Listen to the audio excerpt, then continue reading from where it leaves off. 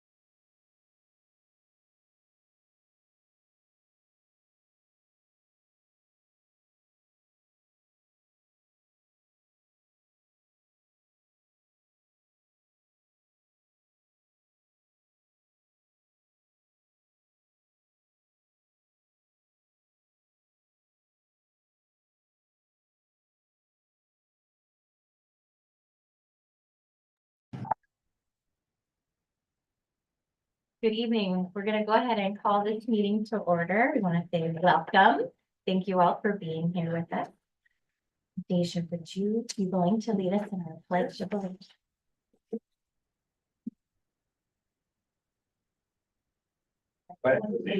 Be the flag of the United States of America, and to the republic for which it stands, one nation, under God, indivisible, with liberty and justice for all.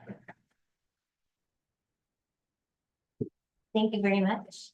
Next, we'll have our roll call attendance. Madam Clerk. Director Diamond. Here. Director Kelly. Here. Director Watts. Present. President Levesque. Here. Director Knapp. Here. Student Advisor Nichols. Student Advisor Reed. Here. Superintendent Sweeting. Here. Thank you. Next up, we'll have our approval of our regular meeting agenda. Is there anything anyone would like to change? Board President Levesque, I would like to add an item which to the consent agenda to be item E. An overnight trip for the Arlington High School boys basketball to the state tournament in Tacoma from March 4th through March 8th. And it's anticipation of that they would proceed that far in the Do we have a motion to? Sure. I'll make a motion that we approve to the consent agenda, adding the overnight field trip request for the Arlington High School boys basketball team go to the state tournament Tacoma, March 4th through the 8th. I second. It's been moved by Director Knapp and seconded by Director Kelly to approve adding the overnight field trip request for the Arlington High School boys basketball team to go to the state tournament in Tacoma, March 4th through 8th to the consent agenda and approve the meeting agenda as revised. Madam Clerk.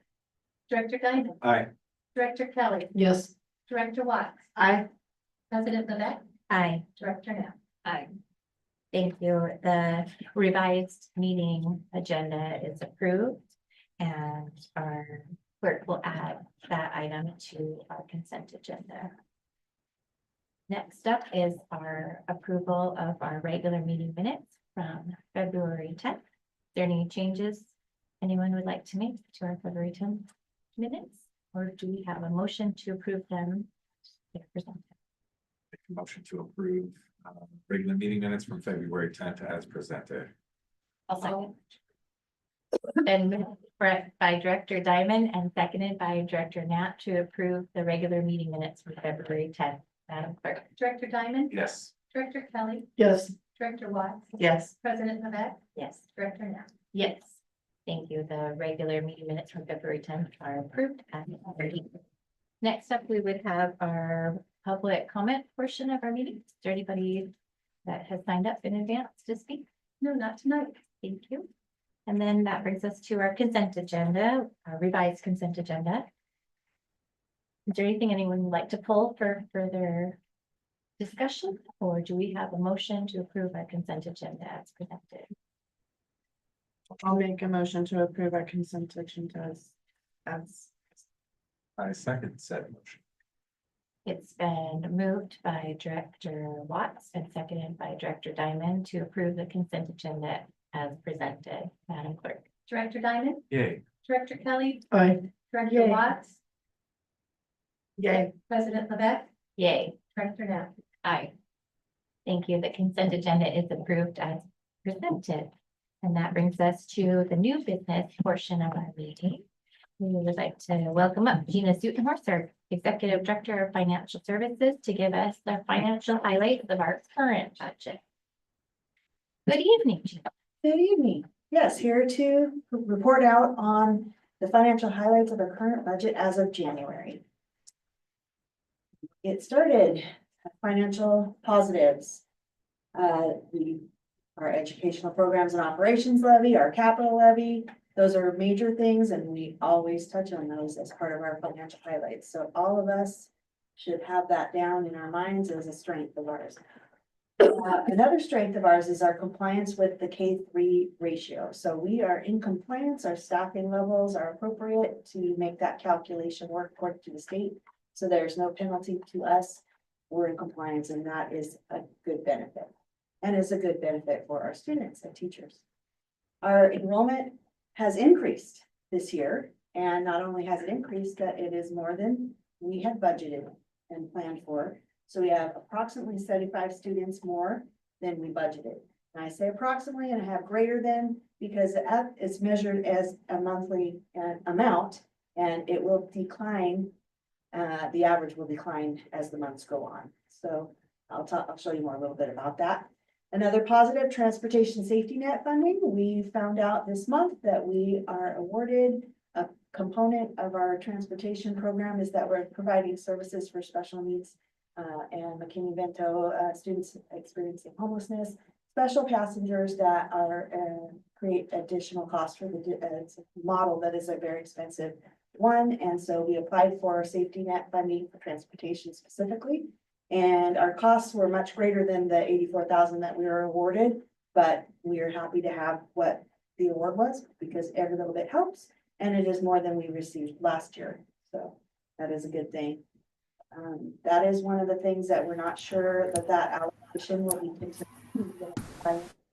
And so depending on what the legislature does with the transportation funding program, we don't know what's going to happen with the transportation safety net funding.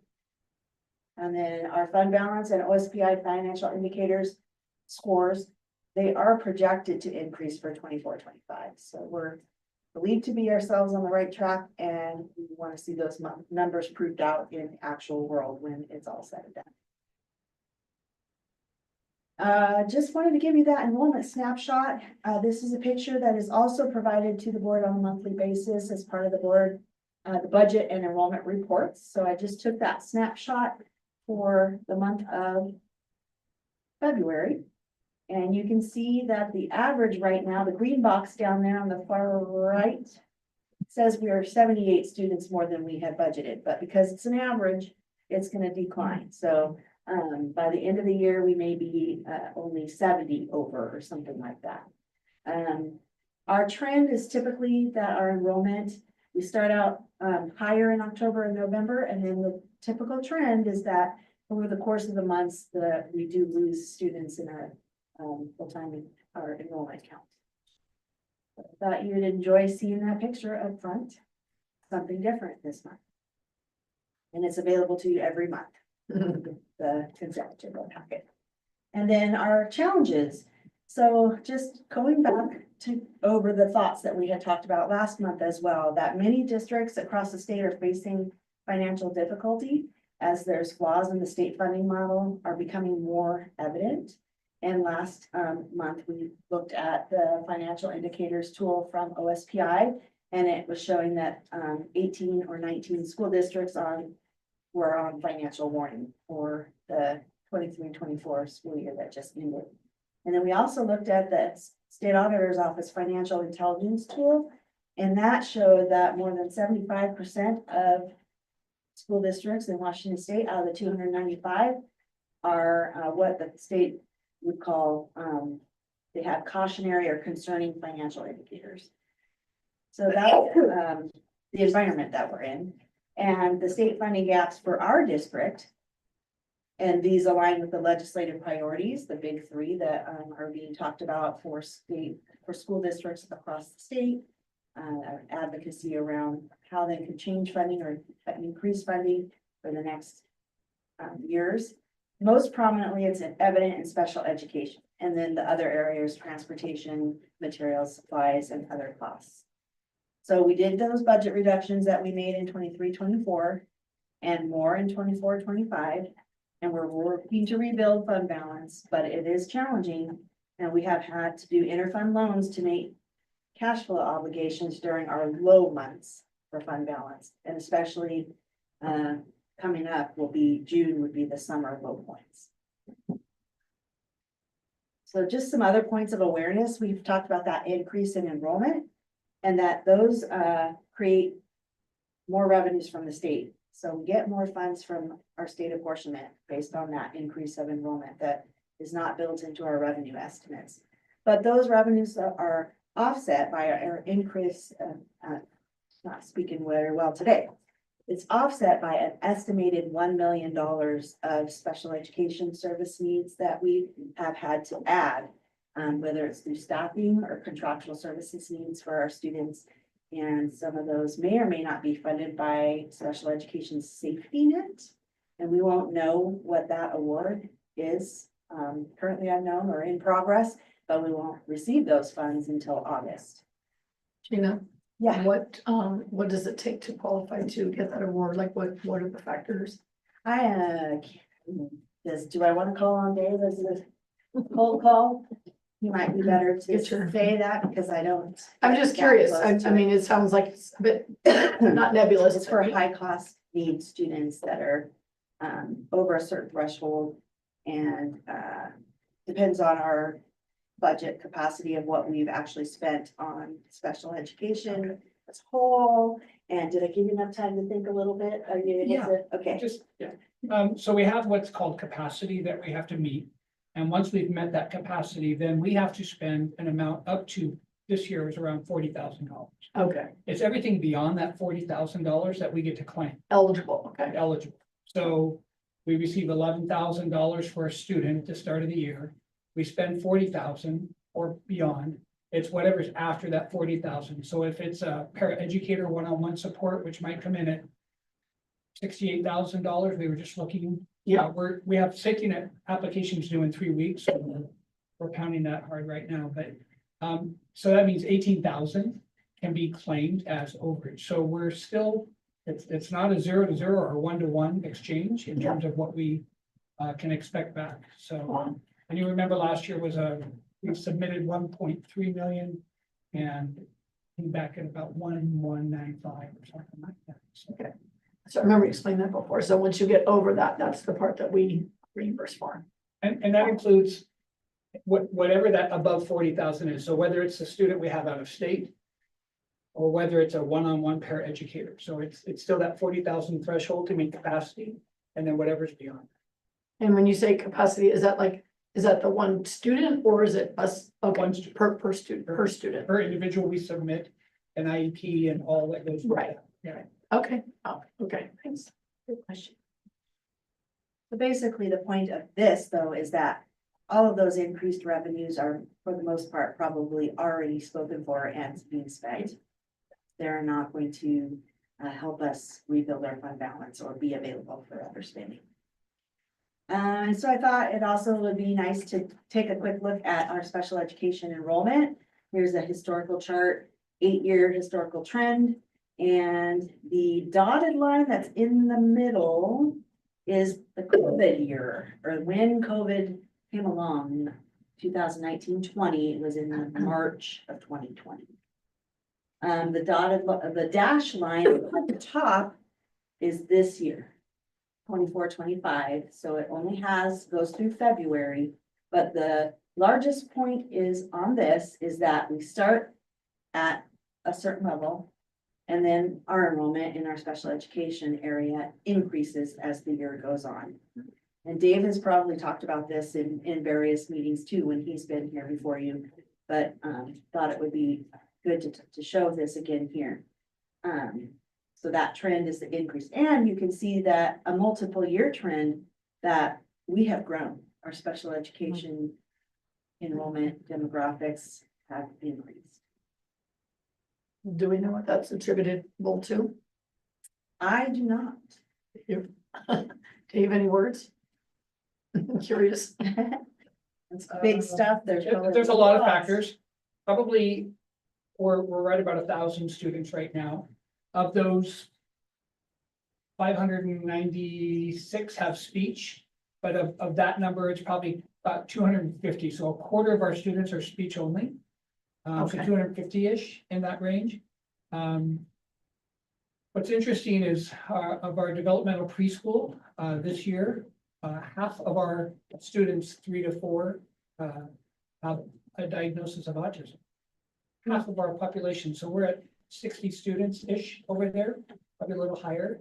So we're just seeing a lot of this autism that's happening throughout our system, where we have growing pains a lot with just trying to match programs and help kids and support them in that way. Yeah, it's, and, you know, people moving into the system, people moving out of the system, I mean, that's always a constant flux. Yeah. But, Yeah, I'd be curious. Yeah, I'm always looking at like trends. I'd be curious what other districts around or what some of their experiences, if they're seeing what you're describing as autism or, yeah.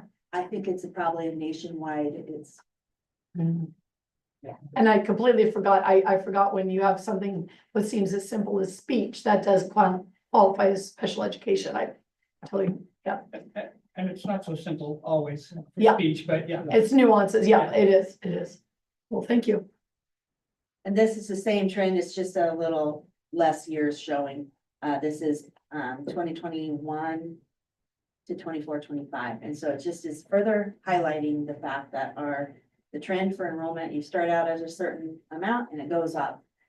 And that the year that we're in, we're at some of the highest we've been, so we are above pre-COVID levels for special education. That drop that we experienced during the COVID years, we are well exceeded of that in our special education numbers. And here is our special education enrollment versus our total enrollment trend. So the navy blue line or the one with dots on it, that's our special education enrollment for 24-25 so far. And you can see it's going up. And the other line is a regular or our total enrollment. And you can see that how that trend, September, we start out, October, November, everyone's getting on board, coming to school. And then December, January, February, it starts to kind of drop off on some of the numbers there. So opposite trend going, sped will increase and total enrollment decrease. Okay, so back to fund balance, because we touched on that again too. Here's the most recent picture of our fund balance trend, the multiple years mapped out against each other, showing where our fund balance typically goes down and up across the months of a particular year, with the high months being the big ups being for when we get our property tax collections, the EP&O collected in those timeframes when it is due, and shows you that we are in the negative, that we went negative in November, December, and January. And yet we are still on track to end with a positive fund balance by the end of the fiscal year and to have paid back all of those interfund loans that are propping us up during these low months. So here's a recap of the loans that we've had to take for our interfund loans this year, according to resolution 2413, where we were given authorization up to 3 million from our capital fund so that we could meet those low months. November interfund loan was 589,000. December interfund loan was 327 approximate thousand. And then our January interfund loan was 344,460. So we're continuing to utilize for February. We'll need to utilize some. May, we may need to use some up to the cumulative max of 3 million. I don't think we're gonna get to the max of the 3 million on that.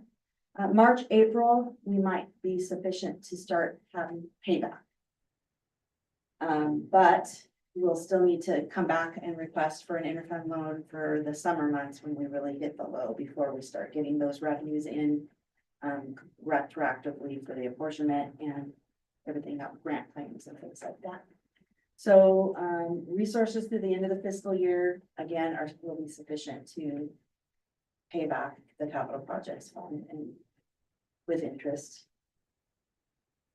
So I'll be reporting back to you each month on how much interfund loan activity we've had. We approved that to go through August, so then in August, when we need to, if we are Yeah. projecting any more, it'll come to the board again to approve. Yes. Loans up to, okay, Yeah, I just couldn't remember the date, if that was August or, probably Yeah. we'll need to do it in May so that we're all Okay. set for June or early June. okay, Or, yeah, because we have vendor warrants that we issue mid-month. And we don't receive apportionment or any of our main funding till the end of the month. So, okay, so that'll come to the board again, yeah, and, okay, yes, it will come to the board again. A separate resolution. a Okay. new resolution. Yeah. So just a quick of what's next. In the next 30 days, we have an audit starting up for last year, 23-24. And they're doing a little bit of their preliminary work now. That's occurring in February. But the next 60 days, we're just gonna be closely monitoring legislative session for impact to our school district. And getting things to a point where I can bring you some budget development processes and updates for the next fiscal year. So we'll be doing board reports on status development of the budget, and we'll be bringing that to future board meetings. So. That's all the questions. Our student advisor, Deja, have any questions? The budget's kind of a lot to take in, but I think it all like makes sense generally, especially because we get it like pretty often and like we talk about it a lot, so. Thank you. This is our student advisor, Nathan. Do you have any questions about the budget? I do have a quick question. Yeah. Can you go back to the slide? It showed the total enrollment versus the total special education enrollment. That one? Yeah. Yeah. Do we see this trend where the total enrollment goes down throughout the almost the second semester months? Every year. Every year. Okay. Yeah. Yep. Okay. That was my only question. Thank you so much. Yeah, That's a good question. thank you. Good question. Thank you, Nathan. Any other questions from board members? Thank you, Gina, very much for always bringing us all the information, even though it's daunting. Yes. Stay in the course. Yes. And next up is our report of our donation approved by our superintendent for February. So in February, I approved one donation, and this is from Heather Ostman in the amount of $1,800 to go towards child nutrition debt, to pay the lunch account negative balances. So that's I love that. awesome. I'm very generous. So thank you, Heather. Thank you, Heather. That's wonderful. Next up is a lot of different items, and we're gonna have Eric DeYoung come up, our Executive Director of Human Resources. And then maybe you can give a little summary of our policy changes. Sure, yes. So good evening, directors. See you again. We have quite a few policy changes here, mostly due to a court case in Kentucky, I believe, that basically overturned the newly adopted Title IX changes that were done by the Department of Education. So that was tried in court and found to be unconstitutional. So we are reverting back, and we had just adopted back in November, I want to say, those new policies that all were reflective of those changes. So we still had the ones on the books because there was a date change. So prior to August 1st, we were supposed to use the 2020 regulations, and after August 1st, we're supposed to use the new ones. And so now we're reverting everything back to the policies that we had in place prior to the August 1st or November when we adopted ours. But essentially we were operating under those 2024 regulations from August 1st on. So we're kind of untying the knot, if you will. So the policies that we're retiring are the ones that we had adopted in November, and then going back to the ones we had previously. So there's not necessarily anything new here on this first batch. 3205 is the retired one, I think, or is this the new one? It's the new one, or the old new one? Reinstated. Yeah. The returning, this is the returning. Is The this reinstated. The The reinstated. reinstated one, Oh, yes, fine. that's what we're using, so reinstated. So again, this had been previously adopted and approved by the board. And this was the regulations that were implemented in 2020. So the first, do you want to keep explaining each one, or? Well, they're all basically an impact of that. Mhm. So like this one, so this was the pregnant and parenting students were brought up in the new Title IX regulations, so since that was basically undone, the old regulations did not include this specific language. This group is not protected or not They're not. part of No, this. they're, mentioned. they're protected in that the Yes. way all people are. how we Right, protect they're our still protected by our students. anti-discrimination laws. They're just not specifically called out in the Title IX. Okay, You will actually get to our discrimination policy later. So these are the, ones we're removing. And this is one that we're bringing back. This is staff, so the 5,000s are staff, the 3,000s are students. So they're basically kind of the same policies, just for the different groups of our community. Thank you for that good summary. of What we're Okay. doing, what, and why we need to do it. We're gonna do each one at a time. Sure. To help us stay Stay on track. not confused. Got it. Mary, may I say one thing? We did seek legal counsel on this to our attorney that we use for the district, and the legal counsel did advise us that we would go with the model policies as prescribed by WASDA for now, and if, in the future, there's any other revisions, then we will do that as well, but to stay aligned with the WASDA policies. There's I would say one thing to that, we have combined two policies. The 3010, 3011, I think. So those- We have done that prior. and that was previous, so we're basically sticking with the same. I guess. Procedure, the same method as we did before. With combined. So the first one on our agenda, as an action item is our approval of immediate retirement of board policy 3205, sex discrimination and sex-based harassment of students prohibited, with the incidents beginning 8/24. Do we have a motion to approve the immediate retirement? I'll make a motion to approve the immediate retirement of board policy 3205. I second. It's been moved by Director Watts and seconded by Director Kelly to approve of immediate retirement of board policy 3205, sex discrimination and sex-based harassment of students prohibited. Madam Clerk. Director Diamond, Yes. Director Kelly, Aye. Director Watts. Aye. President Levesque, Aye. Director Nat. Aye. And then to go along with that, the next item is our approval of immediate reinstatement of board policy 3205, special harassment of students prohibited. That is the one that we had prior. Motion to approve for immediate reinstatement, board policy 3205. I'll make a motion, we approve the immediate reinstatement of board policy 3205. Second. It's been moved by Director Knapp and seconded by Director Diamond to approve for immediate reinstatement board policy 3205, sexual harassment of students prohibited. Madam Clerk. Director Diamond, Yes. Director Kelly, Aye. Director Watts, Yes. President Levesque, Yes. Director Nat. Yes.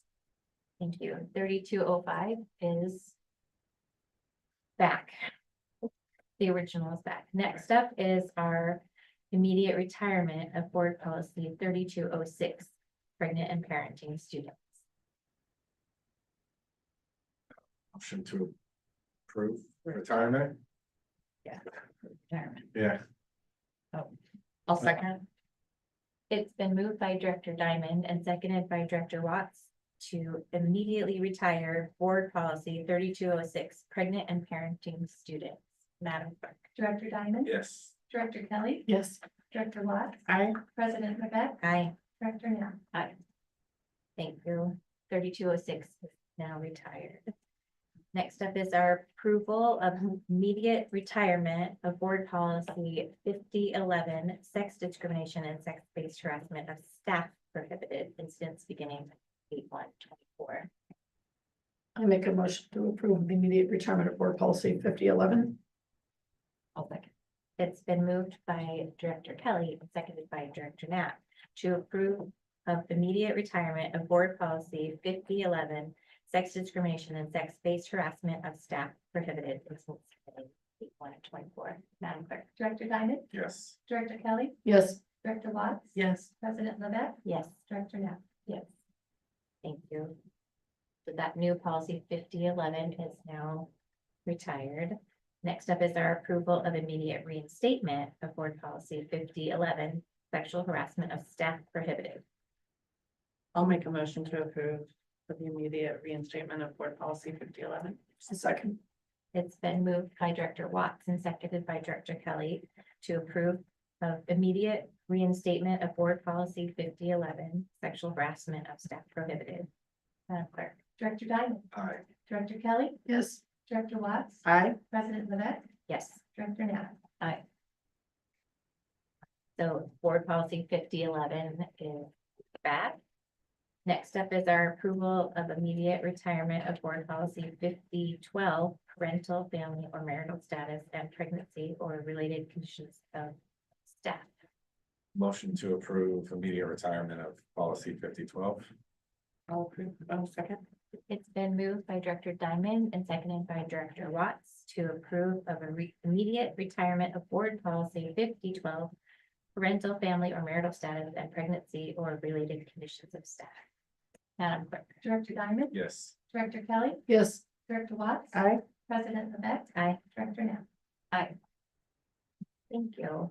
That is the list of those sort of same similar situated policies. And next up is our first reading and adoption of board policy 3210, non-discrimination and inclusive schools.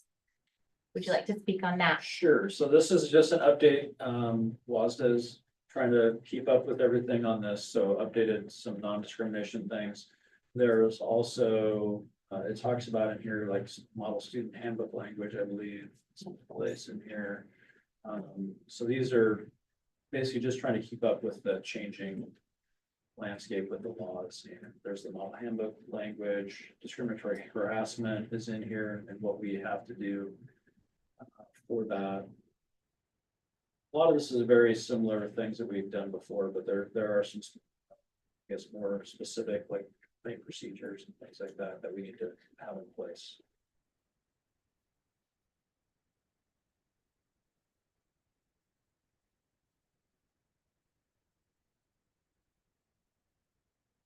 One of our student advisory votes. We're gonna have our students weigh in on this one. Is there any, This you can see is where we combine the two policies, 30 would be 3211, gender inclusive schools.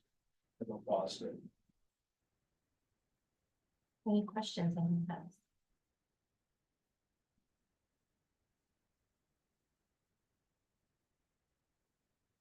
I haven't heard a lot of questions. Thank you, Eric, for explaining it so well.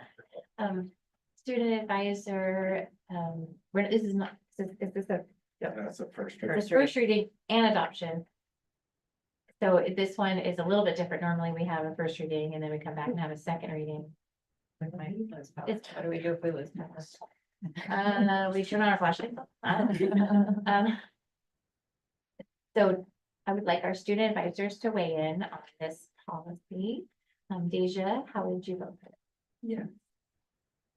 And student advisor Nichols, how would you vote for this?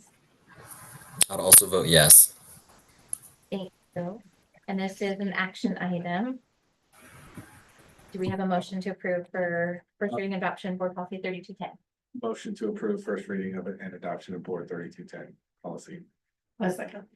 It's been moved by Director Diamond and seconded by Director Kelly to approve for first reading and adoption board policy 3210, non-discrimination and inclusive schools. Madam Clerk. Director Diamond, Yes. Director Kelly, Aye. Director Watts, Aye. President Levesque, Aye. Director Nat. Aye. All right, we got through a lot of policies. That was really well done. Thank you very much. Next up, we've got some more. We've got items J through L, and Dr. Sweetie is going to discuss and explain how that came to be. Well, We do a regular review of this series, so this year it's slated for the 1,000 series and another one as well. And in the review, in looking at what we have in our current policy and what WASDA has, we're just realigning that, making sure that we're aligned with what WASDA has and with our practice. So for example, in 1110, we've already talked about this, but we've replaced newspapers, radio, and television with the words, a variety of media outlets such as, so we're just trying to make it. So, and, with 1110, there were no changes since the first time, so if you don't mind, I'll explain, and you can take separate notes of each one. And then 1220, policy, which is board officers and duties of board members. We, talked about, when it's the first place where it shows the red is that it talks about that the president and myself would, we would talk about issues such as, agendas for board meetings, study sessions, and board for workshop plan. And we moved up this one statement, we moved it up further. The president will confer, and that's how we did it. We kind of changed the language a little bit. And on the next page, it has to do with the legislative representative, and we just wanted to describe it more what the responsibilities were with the legislative rep. The term of the legislative rep is in a different policy. So that, and there was no other changes since our first reading on that. And finally, 1240, committees, committees. We debated about whether we should keep this because it's very, very small, but just like we combine 3210 and 3211, sometimes it gets confusing when things are changed along the way. So we're recommending to keep this as is, well, the way it is, but we changed a few wording to make it make more sense. And it basically says that the board can commission a committee such as ACE. The ACE committee, the Advisory Council for Education, is a commissioned committee by the board, and that it would be created by the majority of the board, which it was, and then the 2 board members would serve on that committee, on a commission committee, or any committee, within the district, and that the board president can appoint that person. That's it. All right, thank you for the summary. These are all second reading and adoption, so they're all action items. Does anybody have any suggested changes to any of them? No, we have to. Okay, so the first one, I hope that we get a motion for second reading adoption of board policy 1110, election. I'll make a motion to approve the second reading and adoption of 1110. Second said motion. It's been moved by Director Watson, seconded by Director Diamond to approve for second reading and adoption for policy 1110, election. Madam Clerk. Director Diamond, Yes. Director Kelly, Yes. Director Watts, Aye. President Levesque, Yes. Director Knapp. Yes. Yes, let's have it, and that board policy is approved. Next up is our second reading and adoption of board policy 1220, board officers and duties. Make a motion, we approve board policy 1220. I second said motion to approve 1220. It's been moved by Director Knapp and seconded by Director Diamond to approve board policy 1220. Madam Clerk. Director Diamond, Yes. Director Kelly, Aye. Director Watts, Aye. President Levesque, Aye. Director Knapp. Yes. Thank you. 1220 is approved. Next up is our second reading adoption of board policy 1240. Committee. I'll make a motion to approve the board policy 1240 committees. I'll second. It's been moved by Director Watts and seconded by Director Knapp to approve 1240 committees. Madam Clerk. Director Diamond, Yes. Director Kelly, Yes. Director Watts, Yay. President Levesque, Yay. Director Knapp. Yes. Thank you. 1240 committees is approved. Thank you for getting through all of those policies. We appreciate that. Next up is our informational items, and we'll start with our superintendent's report. Dr. Tweedy. So this coming weekend and the following weekend, the Into the Woods is being presented by the Arlington High School Drama Department. So please go see that. Everyone. And we celebrated and honored in the last week on February 13th, 8 outstanding students through Rotary. And it was really neat. And each of them were given the opportunity to give $100 that was coming from Rotary to their charity. And that was great. And the last thing is, for the first time ever, 100 of our post-middle school students engaged in mock interviews with businesses and organizations, and that was great.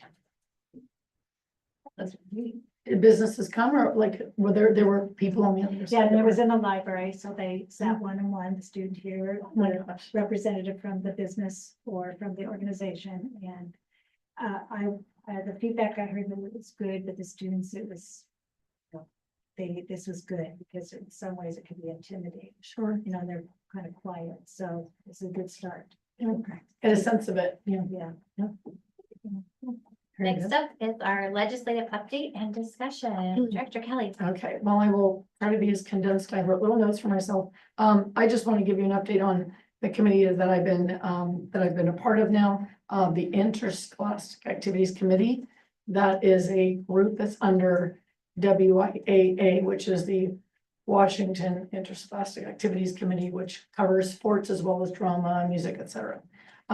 So I had a Zoom call last week for about an hour and better understood my role. Basically, as a District 1, I think I'm District 1 director, I then get the feedback on members in our district. Okay, there wasn't anyone representing us, so here we go. March 19th, we have a vote. Now, this is interesting. So I get to be like Deja and Nathan, because I am an advisory vote. So I was thinking I was a little more powerful, but I'm not, but that's okay. It's fine, but it's good. So what that still means is I still have to go out to a community of people and understand what their interest is on these amendments. WIAA is on a public agency. It's a 501c3. There are no direct public funds, and WIAA serves everybody. They have a $6 million budget. They have 13 staff. They connect the activities that we have with education. So as we know, it really fulfills that educational experience. There's no top-down authority, and it provides structure and runs state tournaments. Amendments must align with state law. Tricia Lubach told us as IAC directors that, and this was interesting. So there's two ways you can see yourself. You can see yourself as a trustee or as a representative of your district. So there's a difference. And that was interesting that she brought that to clarify that for us. So do you enlist the feedback from your representative and then take that like statistically and put that vote in? Or do you say, I'm entrusted to put in a vote? So interesting. We will meet in March to convey our respective advisory votes. I sent out a email yesterday. It was all very prescribed. It was great that WPA put this together.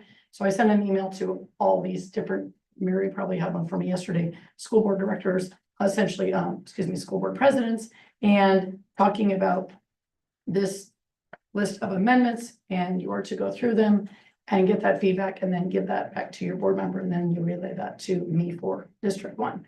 And then we would come back in March 19th and convey that vote essentially as an advisory vote. The amendments, any 5 schools can come forward with a change and that happens in August. There are 53 voting members, 35 from high schools and 18 middle schools. You must make a change by October, and in January, the amendments get tweaked and any language changes are made for formal consideration. There are 6 geographic areas, and in order for, let's say we have, how many are there? 16. I think there are 16 proposed amendments, and in order for that to pass, 60% of the 53 passes. So 32 votes will pass an amendment. The rules go into effect August 1st. So we vote on it. We give our advisory vote March 19th. Then in April, the WIAA, which are the school like sports directors, they actually vote. And then if that whatever passes, it shows up in August 1st. The WIAA cannot implement anything that violates the law. Athletic directors are the voting members. it must align with what their states do. So I just wanted to bring two. Mary has the list, but I wanted to bring two to your attention. One proposed amendment, number 7, is suggesting participation in girls' sports would be limited to students assigned female at birth. That's number 7. Number 8 is athletic programs would be offered separately for girls, boys, and an open division for all students interested. So number 6, essentially, number 7, levels the, let me think about that. That's a different one. I'm gonna bring that number 6. Number 7, basically, they're talking about sports being determined by gender at birth. In Alaska, they have one called girls basketball, and the second league is called basketball. It's an option, something to think about. Not sure, the gentleman, I don't have his name on, but the gentleman that presented at this Zoom meeting is extremely knowledgeable. I really, really appreciated his moderate tone, just gave us lots of very rich information, and still was accessible for me being new on this committee. So I appreciated that. And, you know, we talked about this, and I guess what it comes down for me is it still comes down to the law.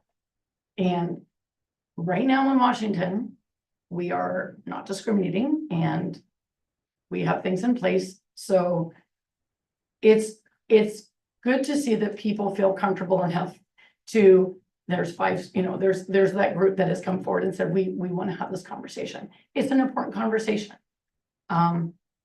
It's good. I don't appreciate it being politicized, but it's good.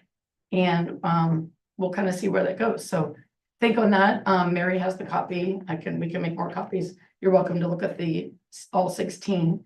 But those were sort of the 2 flashpoints for us to consider, and was kind of the buzz. And yeah, so kind of see where that goes.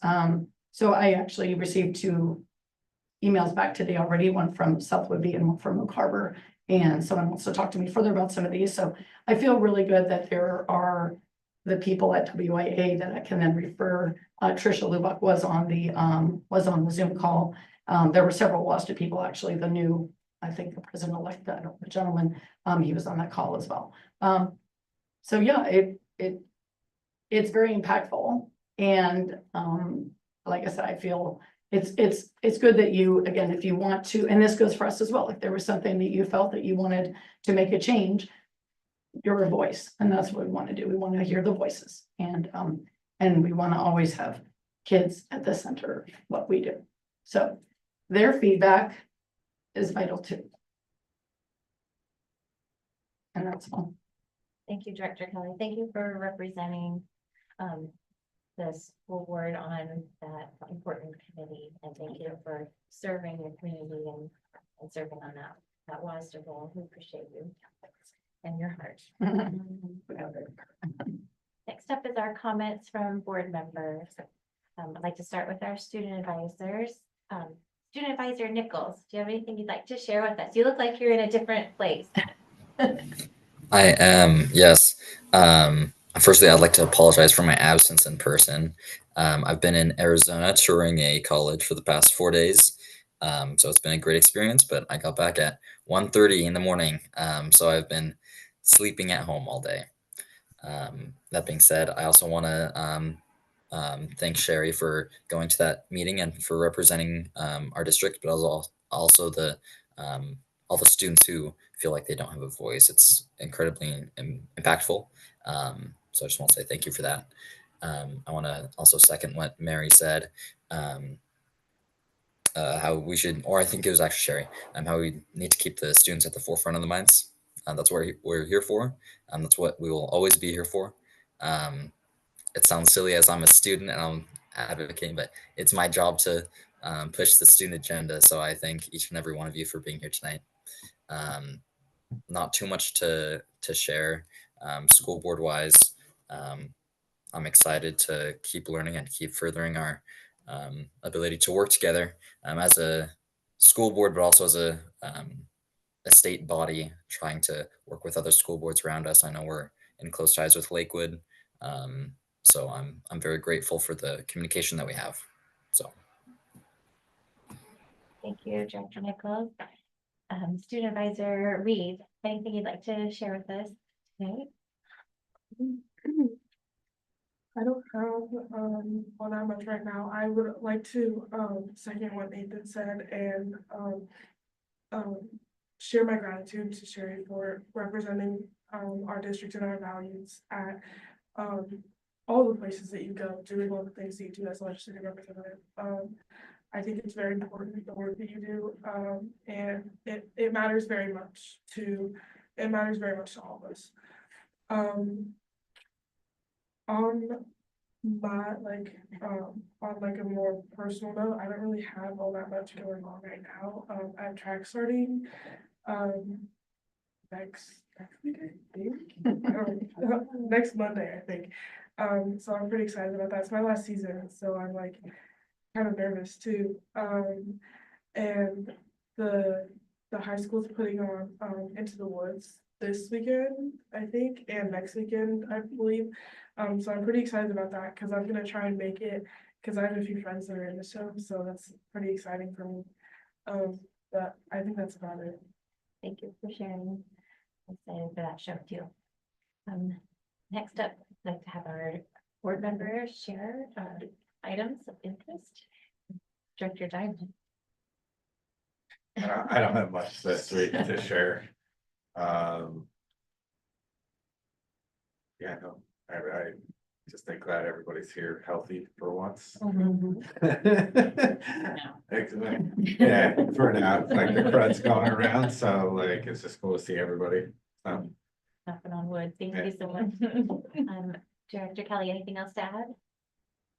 No, just, yeah, just on the personal side, just, looking at about 4 weeks of school, and then we have 1 week of our conferences, and then Lakewood gets ready for their spring break, but, yeah, it's good, and I get very invested in these things.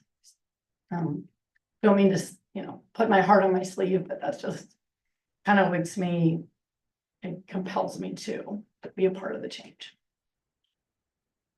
Director Knapp, anything you'd like to share? I would just like to add that this Saturday in Mukilteo at the Rose Hill Center, we're gonna be, I'm part of a group that organized this event called You Are Not Alone.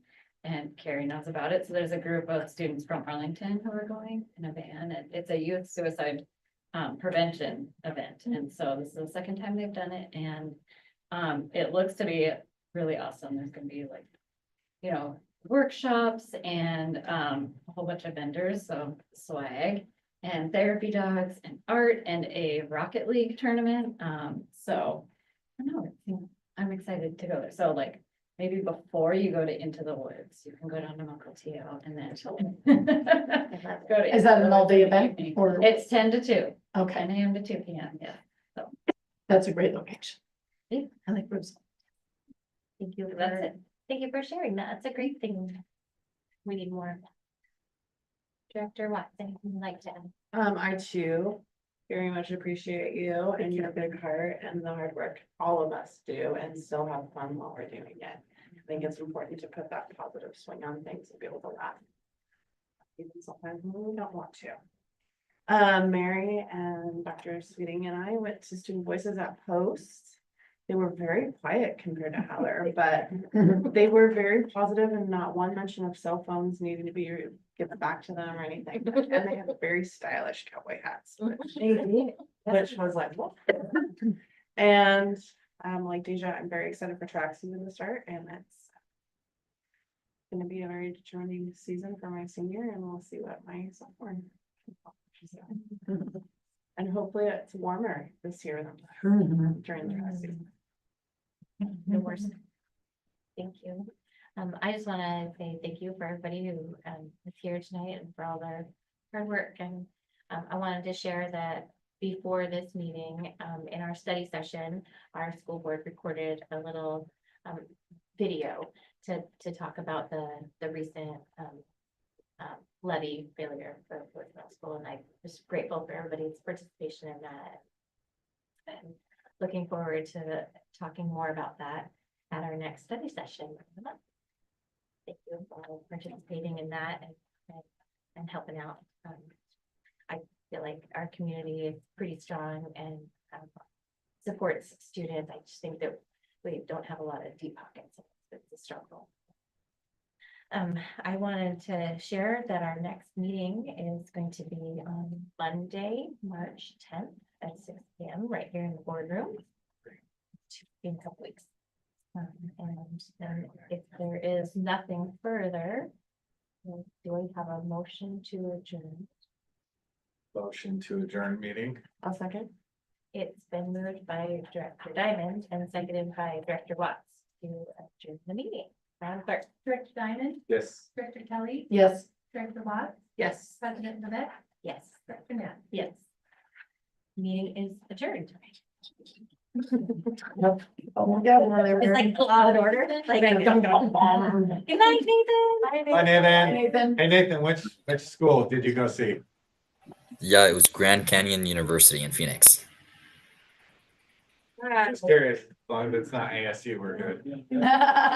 Oh, trust me, no.